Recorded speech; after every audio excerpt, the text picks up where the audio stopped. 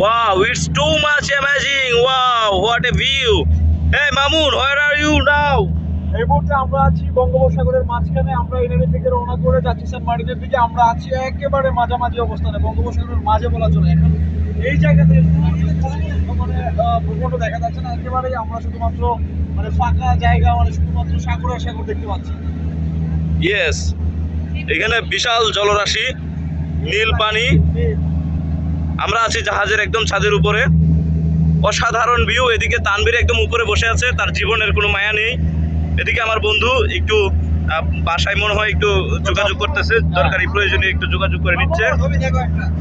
এখানে আসলে যথেষ্ট পরিমাণ একটা অ্যাডভেঞ্চার ট্রিপ হচ্ছে আমাদের। এদিকে আমার বন্ধু আছে মামুন, সে খুবই আনন্দিত। এই প্রথম তার মনে হয় সেন্ট মার্টিন ট্যুরে যাওয়া হচ্ছে, তাই না? এবং সাগরের ঠিক মাঝখান বরাবর আমরা আছি, কোথাও কোনো পার দেখা যাচ্ছে না। সত্যি এটা অনেক বেশি বিস্ময়কর এবং আনন্দিত একটা ট্যুর আমাদের জন্য হচ্ছে। আমি ধন্যবাদ জানাই আমার বন্ধু মামুনকে এবং বন্ধু নিলয়কে, আরমানকে।